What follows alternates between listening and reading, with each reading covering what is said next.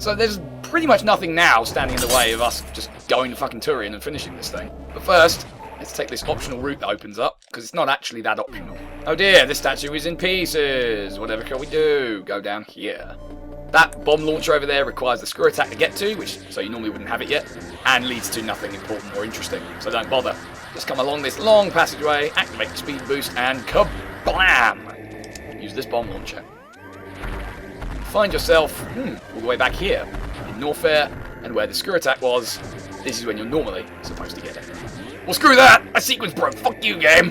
This is a good time to get this green door. Can't remember what it is. Power up of some description, I think we can all assume that. What fashion of power up might it be? We'll have to wait and see. We'll have to miss that guy. It's fine. I don't want to make friends with him anyway. He's a dick. Man, it's kind of a long and obnoxious room, isn't it? I'm not looking forward to coming back through here. Gonna be a pain in the arse. Oh yes, in the arse. So this is a bit of a long-winded trip for 2 power-ups, in fact, rather than 1. But long-winded trip and tricky execution. So, remember how I was talking earlier about how it's really difficult to do jumps on ice-beamed enemies with the screw attack as you kill them? Here's the most apt demonstration of that point.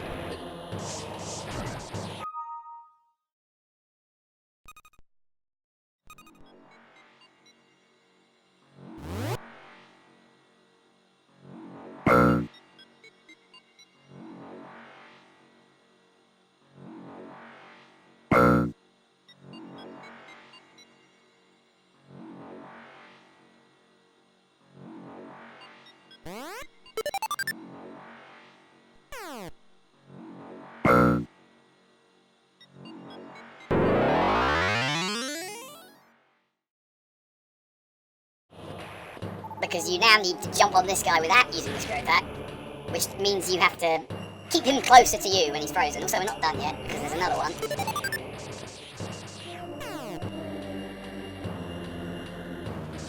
That is not near enough. I need to start over. Because another shot will kill him. I know it's 3. So just get rid of him, so another one can spawn. Come on. I've got time to fuck that. It's possible to wall jump off this thing if you don't quite jump far enough. That isn't going to be far enough either. Damn it all. It's another one of those slightly obnoxious ones. Unfortunately. Okay. 3rd time's the charm, right? You gotta zap him sort of in the middle. You need to be able to run off this ledge onto him. And then from him, grab that. Nailed it!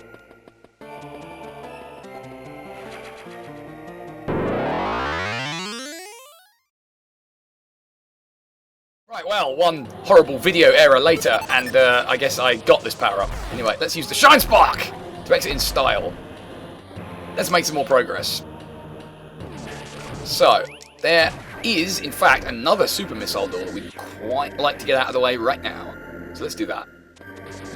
Because I'm pretty sure it's not far away. Also, remember this obnoxious room? Shine Spark, skip the room!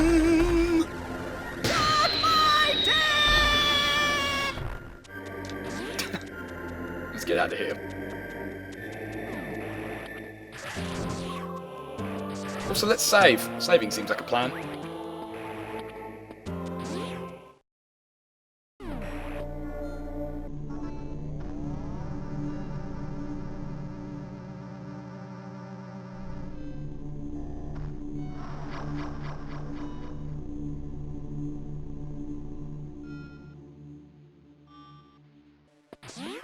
And progress is a better one, also.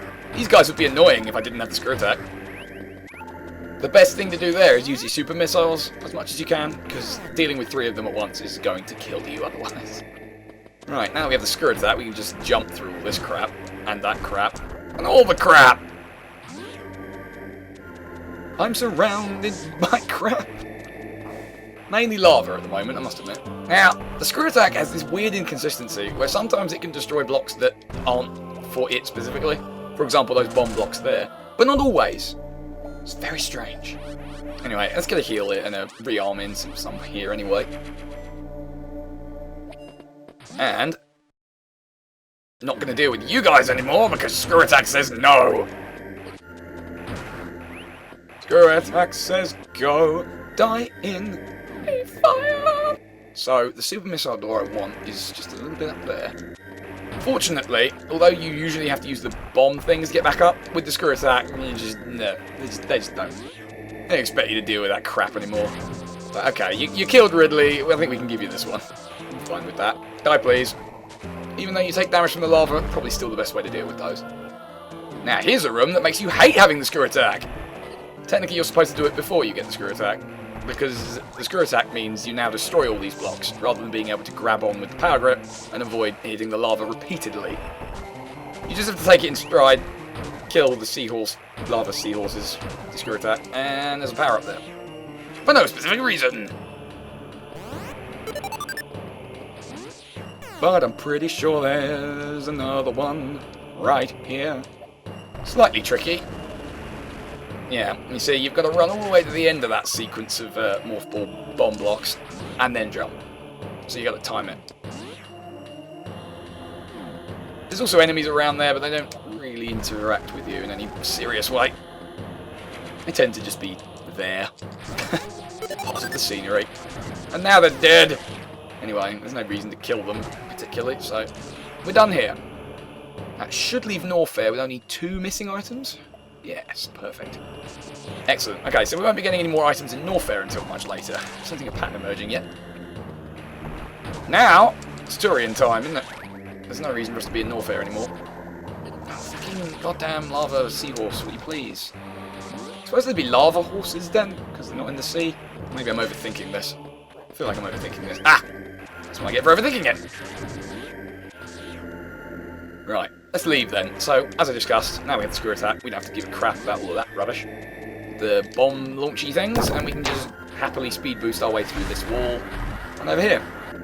Happy shortcuts everywhere. But let's save, because I like saving. Saving's cool. Everyone should save all the time. And now we'll leave.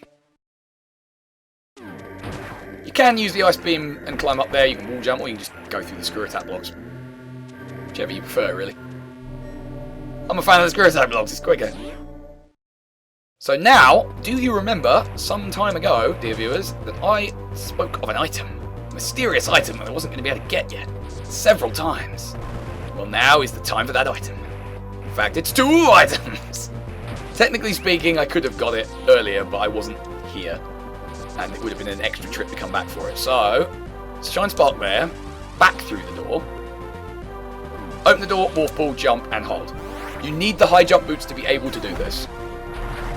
And I'll explain how I did that in a minute. That allows you to get this from much earlier in the game. Requires a speed boost, requires the high jump, because the high jump allows you to jump in the morph ball form, as I'm sure you already knew. And thus allows you to perform shine sparks with it, which is important for that power-up and a couple of others. Also, there's a missile there that we didn't get. Let's just sneak our way in there. Normally, if you just ride the speed boost morph ball through here, you stop around about here. I'm not really sure why, so I'm doing a slight difference in the terrain height, I think. And you don't go zooming all the way through to get the other one. To do that, you need to hold down on the control pad as you're passing under that low section to store the speed boost in the same way that the shine spark works. And you plant bombs as you're flying across there to make sure the ground opens up so you can actually get the jump shot you need. Also, I'm going the entirely wrong way right now.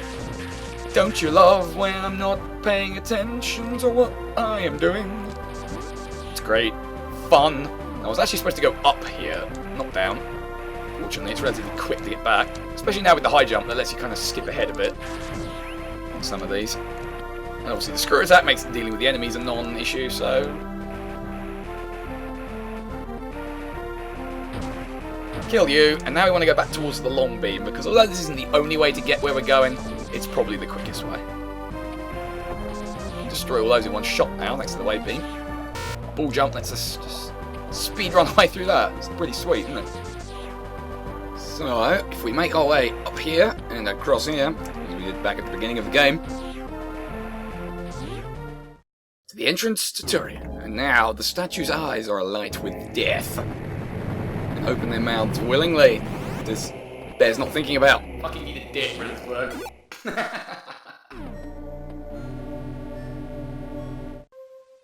Torian, of course, the hidden base of the space pirates and the Metroids of the game's title. These jellyfish-like creatures here, capable of draining the life from their prey. That's one of the space pirates down there. It's a bad day for him.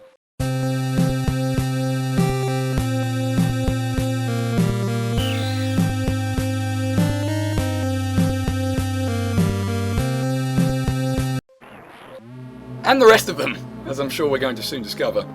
Metroids not easily controlled or contained. Let's save. I'm afraid of what awaits.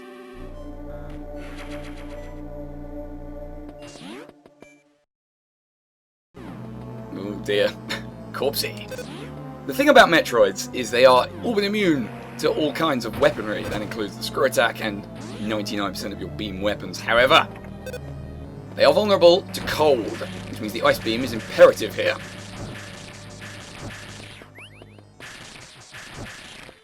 That's how you then destroy them. Missiles. Concussive force shatters their bodies.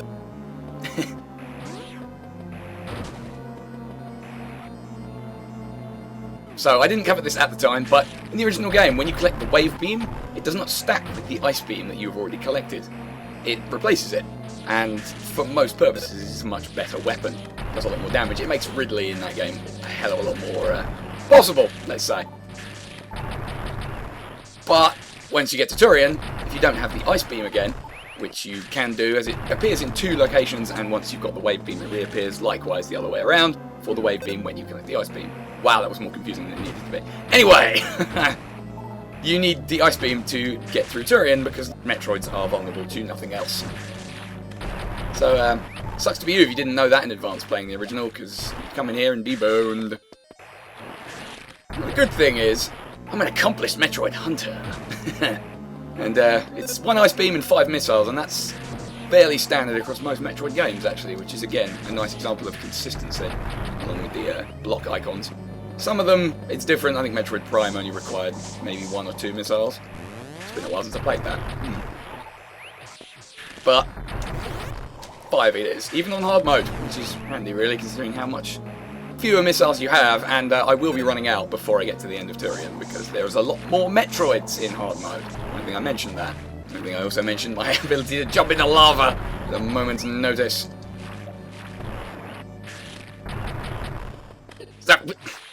This really doesn't need to happen, does it? Does it? I don't think it does. If a Metroid grabs onto you, the only way to get off is to plant a morph ball bomb, and then catch the Metroid in the explosion, and move away from it as it drifts off of you. It's possible to get stuck in a loop continuously getting grabbed by one if you can't time the bombs and movements right. Also, rooms full of Metroids are horrifying.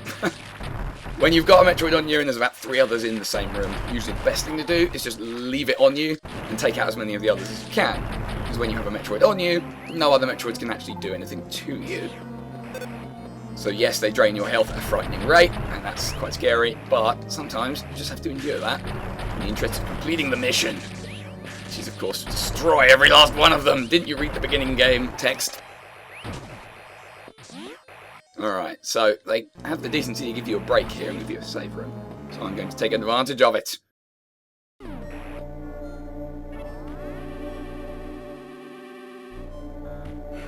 Health not looking the best it ever has, and Metroids, as I said before, can kill you rather fast. Now, these SpaghettiOs that are floating around the level are just an annoyance for the most part, but these green ones I think have a higher frequency to drop power-ups when they're destroyed, which is going to be a factor in the not too distant. As you can see, I'm already running out of missiles, despite collecting a fair few from destroyed Metroids. Once again, in the original game, destroying a Metroid gave you a lot more.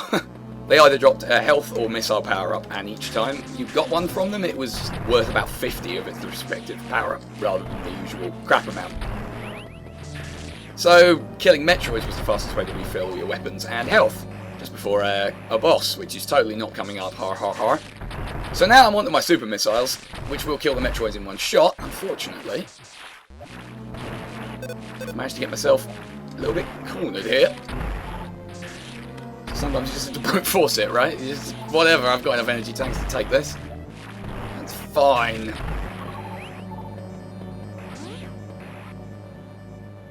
Now this room's a little bit more dangerous if you're not careful. There's nothing in it to begin with, so you need to bomb the floor here. Now, as we covered, the only way to escape a Metroid when it has you is to plant a bomb. Well, if you do that in this room in the middle of the floor there, you'll blow up that floor as well. And there's another layer with more Metroids hiding beneath. You really don't want to unleash a whole horde of them at once, so try and stick to one level at a time. Fuck. Time. I have no missiles left. These guys are not vulnerable to anything else. I am going to die here.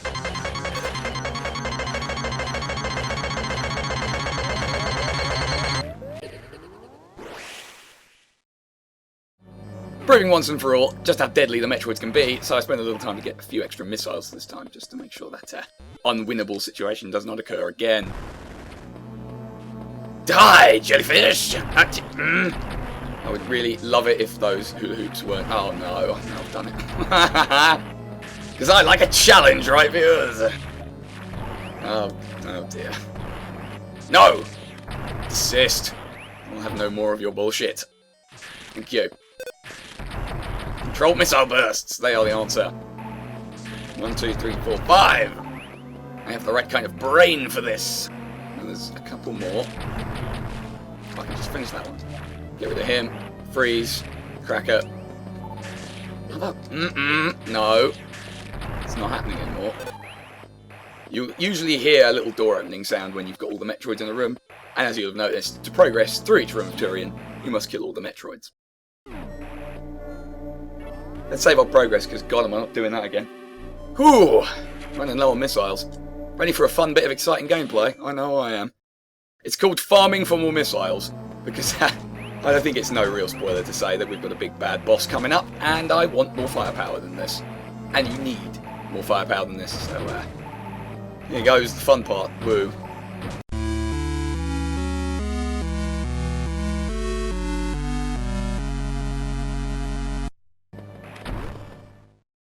And here we are, in Mother Brain's lair, the big boss of the Space Pirates, although most of them seem to be dead.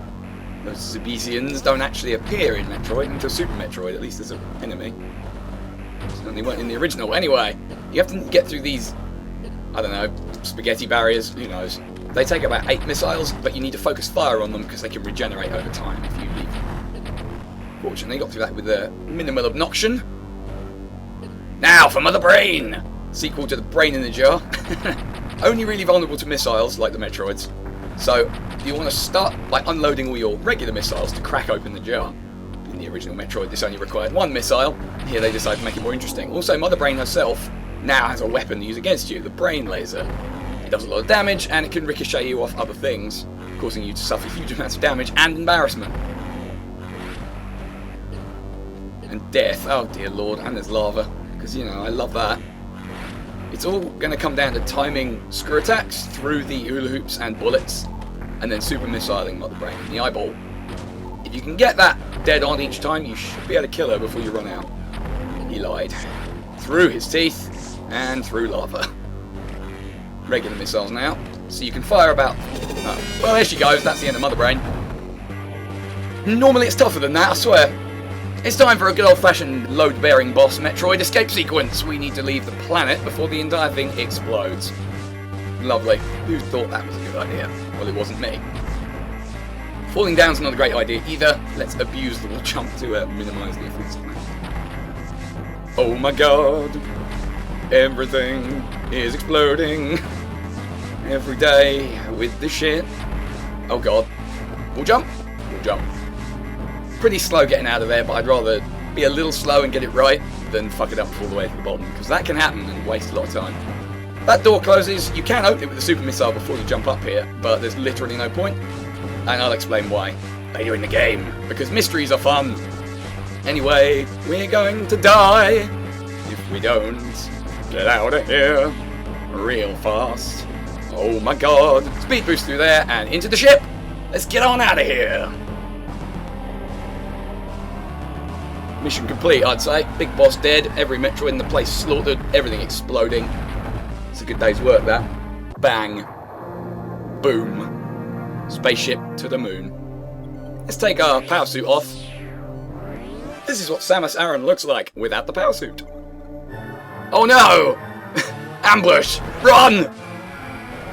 Yes, the space pirates not so keen to let you just come in, murder their boss, nuke everything and then leave. They're pretty pissed. We have taken evasive action to escape them. No! I was so close to retirement.